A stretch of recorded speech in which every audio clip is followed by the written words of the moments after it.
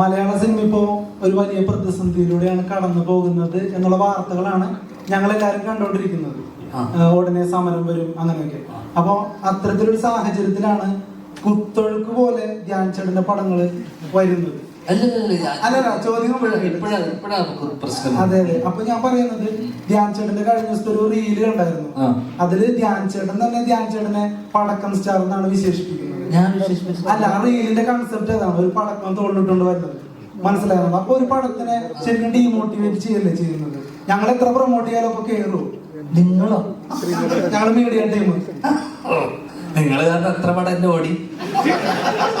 അല്ല ചേട്ടാ ചേട്ടാ ചേട്ടാ ധ്യാൻ ചേട്ടാ ഈ പരിപാടി ഞാൻ ഈ പരിപാടി കുറച്ചു നേരം ഇതുവരെ കാണുന്ന ചേട്ടനിപ്പോ കപ്പൽ നിങ്ങൾ കാരണം എന്റെ ഓടിയ ഒരു പടം പറഞ്ഞു. എനിക്ക് പറഞ്ഞ എന്റെ കൊള്ളാമത്തെ ഒരു പടം നിങ്ങൾ കാരണം നീ കാരണം ഓടിച്ചു. നല്ലൊരു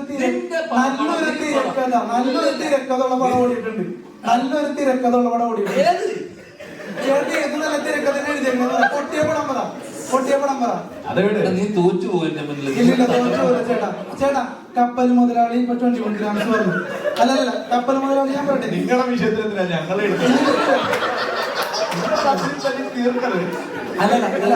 ചോദ്യം ഫിനിഷ് ചെയ്തോട്ടെ.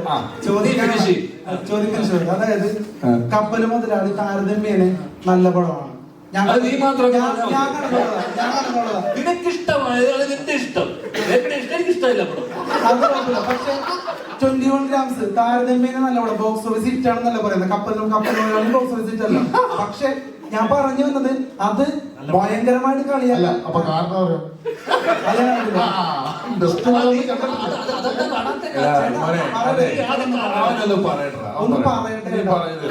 ഞങ്ങളെ പോയിന്റ് ഒന്ന് കേൾക്കും. എന്റെ പോയിന്റ് കാരണം ഇപ്പൊ തന്നെ ഞാൻ പറയാം. കുറച്ചേരം എല്ലാരും അപ്പോ ഞാൻ പറഞ്ഞു വരുന്നത് നല്ലൊരു തിരക്കഥയുള്ള സിനിമകളൊന്നും പൊട്ടിയിട്ടില്ല. പ്രൊമോഷൻ ഇല്ലാതെ തന്നെ ജയിച്ചിട്ടുണ്ട്. ഞങ്ങളിപ്പോ വരാത്ത പടങ്ങളിൽ ഒരുപാട് ജയിച്ച് ഞങ്ങൾ കണ്ടിട്ടുണ്ട്, മനസ്സിലാവുന്നുള്ളൂ. പിന്നെ എന്റെ ഒരു അഭിപ്രായം, മലയാള സിനിമയുടെ ഒരു പ്രേക്ഷകൻ എന്നുള്ള നിലയിൽ പറയാണ് ഏറ്റവും വലിയ പ്രതിസന്ധി ഈ പറയുന്ന പോലെ ഒരു കണക്കുമില്ലാണ്ട് ചൂടപ്പം പോലെ ഇറങ്ങുന്ന സിനിമകളാണ്. അത് നിങ്ങൾ പ്രൊഡ്യൂസർമാര് ഫുൾ സ്ക്രിപ്റ്റ് വായിച്ചു നോക്കിയിട്ട് പടങ്ങൾ ഇനി മുതൽ സെലക്ട് ചെയ്യണം എന്നാണ് എന്റെ അഭിപ്രായം ആസ് എ പ്രേക്ഷകൻ, മനസ്സിലാവുന്നുള്ളൂ. അങ്ങനെയാണെങ്കിൽ പടത്തിന്റെ ഹിറ്റ് ആ ഒരു നിരക്കിലൊക്കെ ഒരുപാട് മാറ്റം വരും. അതല്ലാതെ നിങ്ങളുടെ ഇന്റൻഷൻ എന്താണ് ഇങ്ങനെയുള്ള കുറെ പടം പ്രതീക്ഷ വെക്കേണ്ടതെന്ന് പറയുന്നത്? ഞങ്ങളൊക്കെ ഒരു സിനിമക്കാരനാവണമെങ്കിൽ തന്നെ ഒരുപാട് പ്രതീക്ഷയിലാണ്. ഇപ്പൊ കപ്പൽ മുതലാളി കഴിഞ്ഞ എത്ര നായക വേഷം രമേഷ് പിഷാരടി കിട്ടി? കപ്പൽ മുതലാളി കഴിഞ്ഞു എത്ര നായക വേഷം കിട്ടി രമേഷ് പിഷാരടി ചേട്ടന്? സൈഡ് റോളിലോട്ട് പോയില്ലേ? പക്ഷെ ചേട്ടന് എത്ര പടം പൊട്ടിയിട്ടും പടം കിട്ടുന്നുണ്ട്. നിനക്ക് ഇതിന്റെ പെറിഫറൽ ആയിട്ടുള്ള കാര്യങ്ങൾ മാത്രമേ അറിയുള്ളൂ. ഒരു പ്രൊഡ്യൂസറും ഒരു ഡയറക്ടറും ഒരിക്കലും എന്നെ വെച്ചിട്ട് എത്ര പടം പൊട്ടി എന്നെ വെച്ചിട്ട് എന്തിനാ വീണ്ടും വീണ്ടും പടം എടുക്കുന്നത്?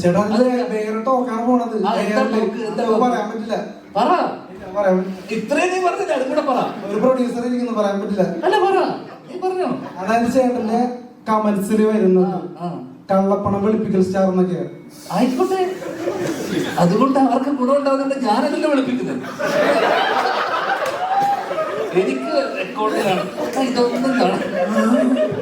അതുകൊണ്ട് എനിക്കെന്താണ് ഗുണം? ആ രീതിയിൽ അവർക്ക് ഗുണം ഉണ്ടാവുന്നുണ്ടോ? അപ്പൊ എന്റെ പടം നഷ്ടമായിട്ടില്ല, എല്ലാരും വെളുപ്പിച്ചില്ലേ?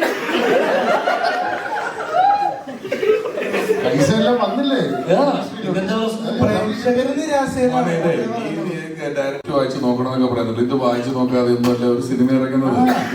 അങ്ങനെ ഇപ്പൊ അത്രയും സിനിമ ഇവിടെ ഇറങ്ങുന്ന അത്രയും സിനിമ ജനങ്ങൾക്ക് ആവശ്യമില്ല. 150 സിനിമ ഇറങ്ങുന്നുണ്ട്. 12 മാസമല്ലേ ഉള്ളൂ, 365 ദിവസമുള്ളൂ. 150 ദിവസമൊക്കെ ആൾക്കാർക്ക് സിനിമ കണ്ടിട്ടുണ്ട്. അപ്പൊ അത്രയും ചോയ്സ് ഉണ്ട്. എല്ലാ സാധനവും ഇവിടെ ഒരുപാട് ഇറങ്ങുന്നുണ്ട്. ഇവിടെ ഇറങ്ങുന്ന ബിസ്ക്കറ്റും പേസ്റ്റും അരിയും മണ്ണെണ്ണയും കാറും എല്ലാം ഒരുപാട് ബ്രാൻഡുകളുടെ ഒരുപാടെണ്ണം ഇറങ്ങുന്നുണ്ട്. നമുക്ക് ആവശ്യമുള്ളത് മാത്രമേ നമ്മൾ എടുക്കുള്ളൂ. നീ വഴി കൂടെ നടന്നിട്ട് ഹോട്ടലുകളുണ്ട്. ഓരോ 2 മാസം ഇടവിട്ട് നീ ഹൈവേ വഴി യാത്ര ചെയ്ത ഹോട്ടൽ തുറക്കും, ഹോട്ടൽ കൂട്ടും, കട തുടങ്ങും. അതുപോലൊരു സംഭവം മാത്രമാണ് ഇവിടെ നടക്കുന്നത്. പലതും വരും, പലരും വീണ്ടും അത് ചെയ്യാൻ തീരുമാനിക്കും.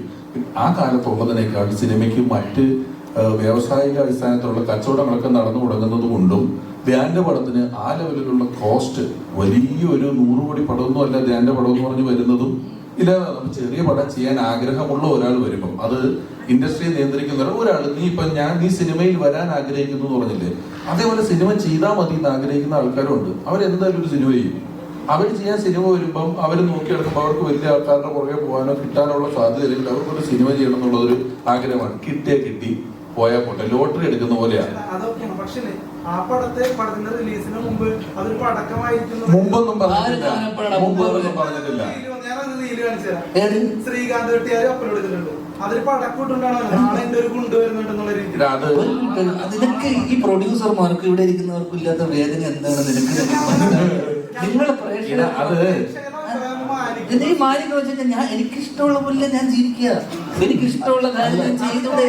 സാമൂഹ്യ പ്രതിബദ്ധത മനസ്സിലായി. അല്ല, അതിനകത്ത് പൊട്ടുമെന്നല്ല പറയുന്നത്, പറയുന്നത് ആ റീലിനകത്ത് പറയുന്നത് എന്താ, ഈ പടക്കം പൊട്ടില്ല, ഇത് പൊട്ടിയാലും അത് ഒരുപാട് പേരെ സ്വപ്നമാണ് കുറച്ചുകൂടി സീരിയസ് ആയിട്ട് കണ്ടുകൂടെ, അത്ര ചോദ്യം. ഇവിടെ ഒരാളും ഒരു സിനിമ എടുത്തിട്ട് ഇത് കാണുന്ന പ്രേക്ഷകൻ പണ്ടാരം ഉടക്കണം, അവൻ കണ്ടിട്ട് വെറുക്കണം എന്ന് പറഞ്ഞിട്ടല്ല സിനിമ എടുക്കുന്നത്. എല്ലാവർക്കും ആ സിനിമ ആരെങ്കിലും ഒക്കെ ഒരാളുടെ പേഴ്സണൽ ഫേവറേറ്റ് ആയിരിക്കും. ഈ സിനിമ കണ്ട് കുറച്ച് ആൾക്കാരിലേക്ക് എത്തണം, അപ്പൊ ആ പടത്തെ പറ്റി നല്ല അഭിപ്രായം പറയണം. അല്ലെങ്കിൽ അല്ലാതെ ഇത് കണ്ട ആൾക്കാരെന്നെ ചീത്ത വിളിക്കണം എന്ന് പറഞ്ഞാൽ ആരും സിനിമ എടുക്കുന്നില്ലെന്നാണ് എനിക്ക് തോന്നുന്നത്. പിന്നെ ഞാൻ എങ്ങനെ ജീവിതത്തിനെ കാണണം എന്ന് നീയാണോ എനിക്ക് പഠിപ്പിച്ചത്?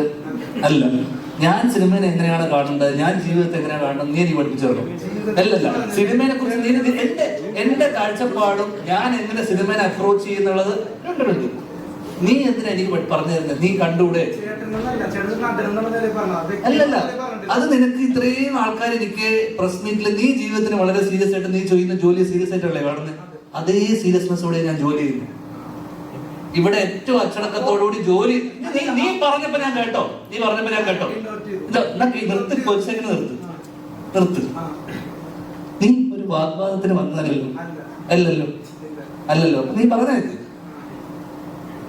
ആവശ്യമില്ലാത്ത കുഴപ്പമില്ല. നീ ചെയ്ത പോലെ തന്നെ അവന് ഇതായിട്ട് ചോദിക്കണം.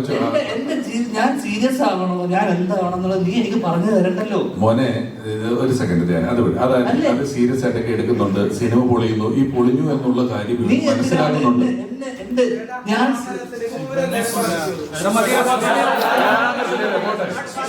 മോനെ, സമരത്തിലേക്ക് പോകണമെന്ന് ഞങ്ങളല്ല.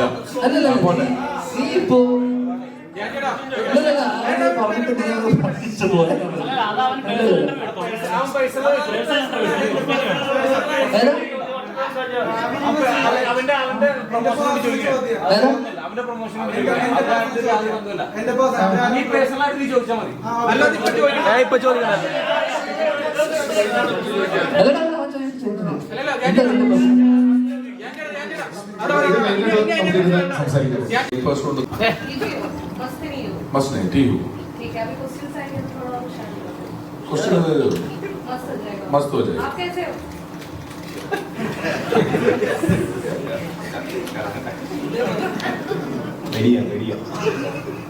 റെഡിയാ हाँ,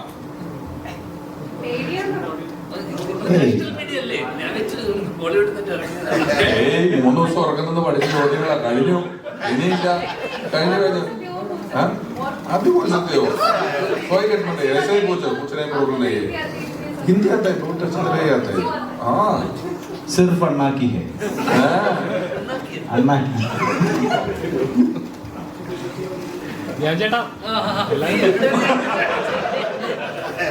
എന്തുകൊണ്ട് നീ വിളിച്ചില്ല? എന്താ? അല്ല, എല്ലാരും പറഞ്ഞു ഞാൻ ചേട്ടനോട് ഇരിക്കുന്ന ഒരു വലിയ ഭാഗ്യമായിട്ടാണ് കാണുന്നത്. നീ എന്നോട് പറഞ്ഞില്ലടാ ഭാഗ്യമാണ്. അല്ല, അതെ, ഞങ്ങളുടെ ഒരു ഭാഗ്യം ഞങ്ങൾ കാണുന്നു. അങ്ങനെ കാണുന്ന ഒരാളായിരിക്കും. സ്ഥാനം ഇറങ്ങിയില്ലേ പരിപാടി? പിന്നെ എനിക്കൊന്ന് ഇന്റർവ്യൂ കപ്പൽ മുതലാളിയാ. എടാ, ഇവന്റെ ചേട്ടന്റെ പാട്ട് പ്രൊമോട്ട് ചെയ്യാൻ നോക്കിയതാണ് സത്യത്തിൽ. ഇവന്റെ ചേട്ടനാണ് ആ പാട്ട് പാടിയത്. പക്ഷെ അത് ചക്കിന് വെച്ചത് കൊക്കിന് കൊടുത്തു പറഞ്ഞതുപോലെ എനിക്ക് കിട്ടിയെന്നുള്ളൂ. സ്വന്തം കൂടി ചേട്ടന്റെ പാട്ട് ഹിറ്റാക്കാൻ നോക്കി, അങ്ങനെ വന്നതാണ് അത്. സാധനം സ്ഥാനത്താണ് നിങ്ങളെ കാണുന്നത്. കപ്പൽ മുതലായി ഉറപ്പ് ഞാൻ കഴിഞ്ഞ കഴിഞ്ഞാൽ നോക്കട്ടെ, അതിനുള്ള ശ്രമം നടക്കുന്നുണ്ട്. ഇതാണ് അവസ്ഥ. ചെയ്യാൻ നോക്കട്ടെ, ഇത് കഴിഞ്ഞിട്ട് അത് ചെയ്യുവാണെങ്കിൽ ഇവൻ അഭിനയിച്ച കാരണവർ എന്ന് പറഞ്ഞൊരു പടം ഉണ്ട്. തിരക്കിനിടയിൽ മറ്റേ തോമസ് ചാക്കോടെ കുറെ സ്വർണത്തിനിടയിൽ ഏട്ടന്റെ കാപ്പോ മുങ്ങിപ്പോരുന്നെന്ന് പറഞ്ഞ പോലെ അതവിടെ ഇരിപ്പുണ്ടേ സുഹൃത്തുക്കളെ. ഒരാവശ്യമില്ല. ഞാൻ ചേട്ടന്റെ സ്ക്രിപ്റ്റുകൾ എപ്പോഴും മലയാളികൾക്ക് എക്സൈറ്റ്മെന്റ്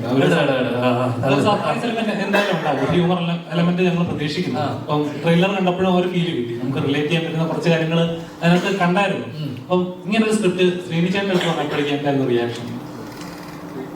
ഇത് ഈ നടന്ന സംഭവം ഇതൊരു എന്താ പറയണ്ടത്, ഇതിന്റെ ഒരു സ്ക്രീൻ പ്ലേയോ അതൊന്നും അല്ല ഞാൻ പറഞ്ഞത്. ഞാൻ ഈ നടന്ന സംഭവം എന്റെ കൂട്ടുകാരന്റെ ജീവിതത്തിൽ നടന്ന ഈ സംഭവം അതേപടി ഒരിടത്തിന് അറേഞ്ച് ചെയ്ത് പിന്നെ പ്രശ്നമുണ്ടോ? ആരുടെ കൈ ഫോണുണ്ടോ? ഇരിക്കണം മുഴുവൻ ഫോണല്ലോ. ഫോണ് മൈക്കിന്റെ അടുത്ത് ഫോണൊന്നും ഇപ്പൊ അങ്ങനെ വെച്ചൊന്നും പറ്റിയല്ല. ഇതൊക്കെ പണ്ട് കാലത്താണ്. ശരി. അപ്പൊ അച്ഛൻ്റെ അടുത്ത് ഈ സംഭവം അതേപടി, ഈ നടന്ന സംഭവം, ആ രാത്രിയിൽ നടന്ന ആ സംഭവം അതേപടി പറയുകയും ചെയ്ത്. അപ്പൊ പുള്ളി അതിനെ എന്താ പറയുക, ഇതിങ്ങനെ സിനിമയായി വരും ഒക്കെ, ഇത് സിനിമയായി വന്നാൽ രസം ഉണ്ടാവും എന്നുള്ളൊരു ചിന്തയിൽ നിന്നാണ് നമ്മള്. അപ്പൊ ഞാൻ ചോദിച്ചു, ഇതില് എന്റെ അച്ഛനായിട്ടാണ് അപ്പൊ അച്ഛൻ അഭിനയിച്ചിരിക്കുന്നത്, അപ്പൊ അതിനകത്ത് ഒരു ചെറിയൊരു വേഷം ഉണ്ടെന്ന് ചോദിച്ചാൽ പുള്ളി സന്തോഷത്തോടെ വന്ന് ചെയ്ത് തന്നു. അത് ഷോട്ട് ചെയ്ത് പോയി. പക്ഷെ ആർട്ടിസ്റ്റ് പെർഫോമൻസിൽ ഭയങ്കര ഹാപ്പിയാണ്, ഭയങ്കര വിശ്വാസമുണ്ട്. ഇവരുടെയൊക്കെ ഒരു കരിയർ ബെസ്റ്റ് എന്നൊക്കെ പറഞ്ഞ രമേശ് ചേട്ടൻ എനിക്കൊന്ന് കപ്പൽ മലയാളിക്ക് ശേഷം രമേശ് ചേട്ടന്റെ കരിയർ ബ്രേക്ക് ആയിരിക്കും ഈ സമയം അല്ലേ? കപ്പൽ മുതലാളി കണ്ടിട്ടാണ് ഇത് കാണുന്നതെങ്കിലല്ലേ നിങ്ങൾക്ക് ആരാധന തോന്നും പുള്ളിയോട്.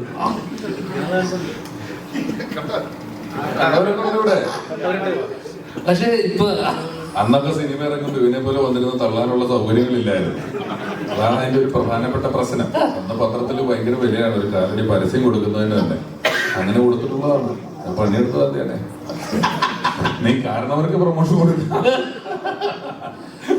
അപ്പൊ നേരത്തെ ചോദിച്ചത് വിശ്വാസം ഉണ്ടെന്ന് വെച്ച് കഴിഞ്ഞാൽ എൻജോയ് യുവർ ബ്രേക്ക്ഫാസ്റ്റ് പറഞ്ഞ് നമ്മൾ എൻജോയ് ചെയ്യാനാണ് പറയുന്നത്. ഇവിടെ നമ്മൾ എല്ലാ സാധനവും വളരെ ജഡ്ജ് ചെയ്യുകയാണ്. അപ്പോ ഇപ്പൊ ഞങ്ങളുടെ ഇന്റർവ്യൂ, ഞങ്ങളെല്ലാവരും ഈ പടത്തിന്റെ പ്രൊമോഷൻ ഇന്റർവ്യൂ ചെയ്തല്ലോ. ഞങ്ങൾ 4-5 സുഹൃത്തുക്കളാണ്. ഞങ്ങൾ അങ്ങോട്ടും ഇങ്ങോട്ടൊക്കെ പറഞ്ഞ് ഞാൻ ഇതിന്റെ ചില ഇന്റർവ്യൂ ഒക്കെ ലിങ്ക് കിട്ടി ഇങ്ങനെ കമന്റൊക്കെ വായിച്ചു നോക്കുമ്പോൾ ചില ആൾക്കാർ ഈ ധ്യാൻ അത് പറഞ്ഞത് പിഷാരടിക്ക് ഇഷ്ടപ്പെട്ടില്ല, മറ്റവൻ ഇവന്റെ ഈ സമയം എത്രയും അജു വർഗീസ് അങ്ങോട്ട് നോക്കിയിരുന്നത് നിങ്ങളിൽ എത്ര പേർ ശ്രദ്ധിച്ചു. ഇതൊന്നുമില്ല. ഇതൊക്കെ ഇവർ പേഴ്സണലായി എടുത്ത് ഞങ്ങളുടെ ഓരോരുത്തരുടെയും ആ സമയത്തെ മാനസിക നില എന്തായിരുന്നു, ഞങ്ങൾ ഇങ്ങനെ ഒരു വിദ്വേഷം മനസ്സിൽ വെച്ചിട്ടായിരിക്കും ഇത് ചെയ്തതെന്നൊക്കെ ഓവർ തിങ്ക് ചെയ്ത് കഥകൾ മെനഞ്ഞ് കമന്റുകൾ ഇട്ടുകൊണ്ടിരിക്കുകയാണ് പലതരത്തിൽ. അവിടെ ഇതിനെ എന്ത് രസമായിട്ട് കണ്ട് ചിരിച്ച് മറക്കാവുന്ന ഒരു കാര്യമാണ്. ഇതൊരു ഇന്റർവ്യൂ ഇല്ല, അതൊരു ഇനം ഞങ്ങൾ പ്രസന്റ് ചെയ്തൊന്നുമല്ലോ. അത് ഞാൻ പണ്ടൊക്കെ ഞാൻ ഇന്നലെ ധ്യാനെ വിളിച്ചു പറഞ്ഞു, ഞാന് നമ്മുടെ പ്രോഗ്രാം കണ്ടിട്ട് നല്ലതാന്ന് പറയുന്ന ആൾക്കാരുണ്ട്, TV ഷോ കണ്ടിട്ടുണ്ട്, സിനിമ കണ്ടിട്ട് പറയുന്നുണ്ട്, ഇന്റർവ്യൂ കണ്ടിരുന്നു നന്നായിരുന്നു എന്നൊക്കെ ചിലത് പറഞ്ഞു. അതൊരു ഐറ്റം പോലെയായി. ഒരു ഐറ്റം നമ്മൾ ചെയ്ത പോലെ എനിക്കിതറിയില്ലല്ലോ. ഞാന് ഇവിടെക്കാലത്ത് ഈ ക്യാപ്ഷൻ ഇടുമല്ലോ, ഞാൻ നല്ല ക്യാപ്ഷനുകൾ ഇടുമായിരുന്നു. ഒരു ദിവസം ഞാൻ നോക്കിയപ്പോഴേ ചേട്ടാ ഇന്നത്തെ ക്യാപ്ഷൻ ഏറ്റില്ലെന്നൊരു കമന്റ്. ഇത് ഞാൻ വെറുതെ ഫോട്ടോ എടുക്കുന്ന ഒരു ക്യാപ്ഷൻ അല്ല. ഇത് ജഡ്ജിയായിട്ട് കൊടുക്കുന്നതല്ല.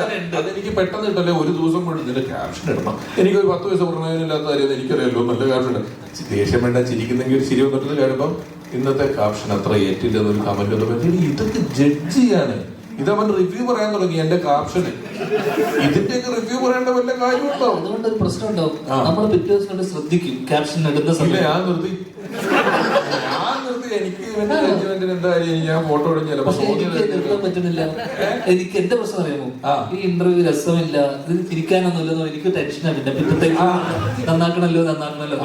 പക്ഷെ നിങ്ങൾ ഇനി ജീവ എന്തെങ്കിലും സംസാരിച്ചില്ലെങ്കിൽ ജീവ റെസ്റ്റ്ലെസ് ആയി തുടങ്ങി. ഞാൻ ഈ കാര്യം പറഞ്ഞപ്പോ നമ്മൾ ആസ്വദിക്കുക എന്നതാണ് ഏറ്റവും വലിയ ഇമ്പോർട്ടന്റ്. അപ്പൊ എന്ന് വെച്ചാൽ ഞാൻ ബേസിലുമായിട്ട് ഇരിക്കുന്ന വർഷങ്ങൾക്ക് ശേഷം എനിക്ക് ഭയങ്കര ഇൻട്രസ്റ്റ്, ഒരു സെഷൻ പോലെയാണല്ലോ. പിന്നെ നമ്മളെ ഈ പറയുന്ന നമുക്ക് പരിചയമുള്ള ഇതിലുള്ള ഒരുപാട് ആൾക്കാരുണ്ട്, ഇവരുമായിട്ടുള്ള ഇന്ററാക്ഷൻ ആണല്ലോ സിനിമ ഇതിന്റെ കൂടെ. കാരണം എത്ര പേര് സിനിമയെ കുറിച്ച് എന്ത് പറയാൻ പറ്റും? സിനിമയെ കുറിച്ച് നമുക്കൊരു 5-10 വാക്കിൽ തീരും. അല്ലെങ്കിൽ അതെല്ലാരും വന്നിട്ട് എന്താ പറയുന്നത്, സിനിമയെ കുറിച്ച് പറയുമ്പോൾ ഇതിനെ പറ്റി കൂടുതലൊന്നും പറയാൻ പറ്റൂല, ഇതിൽ ഇത്രയും പറയാൻ പറ്റും, ഇങ്ങനെയല്ലേ പറയുള്ളൂ, ഇതൊരു ഇങ്ങനെയാണ്. അപ്പൊ ബാക്കി ഒരു 5 മിനിറ്റ് കൊണ്ട് സിനിമയുടെ ചർച്ചകളൊക്കെ തീരും. ബാക്കിയുള്ളത് വെറും ചിറ്റാറ്റ് പോലത്തെ കോൺവെർസേഷൻ ആണ്, കാഷ്വൽ കോൺവെർസേഷൻ. ഒരു കാര്യം നീ പറഞ്ഞ പ്രശ്നം അങ്ങനെ ഉണ്ടെങ്കിൽ എനിക്ക് പഠിക്കണമല്ലോ.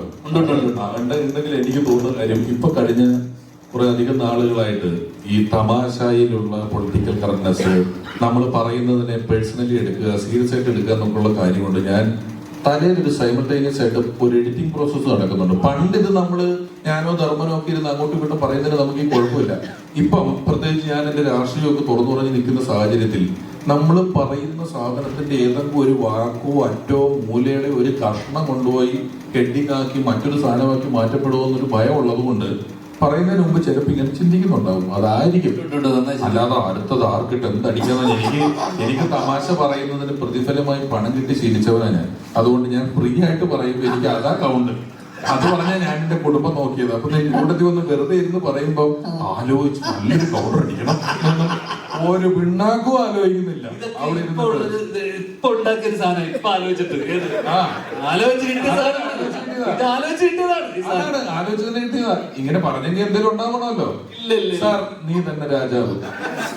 എടാ നമ്മൾ ഒറ്റ കെട്ട കേട്ടോ, നമ്മള് ഒറ്റ കെട്ട, ഞാനും നീയും നമുക്ക് ഒന്നിച്ച് ഒരൊറ്റ ശത്രുവുണ്ട്. ഈ കള്ളപ്പണം വെളുപ്പിക്കുന്നവരുമായിട്ടുള്ള കൂട്ട് നമ്മൾ ഇതിലൂടെ അവസാനിപ്പിക്കുകയാണ്. ഇത് നമുക്കില്ല, ഇതില്ല, ഞാനില്ല. ഈ സാമൂഹിക പ്രതിബദ്ധത ഇല്ലാത്തവരുടെ കൂട്ടത്തിൽ നിന്നും എന്നെ രക്ഷിക്കൂ.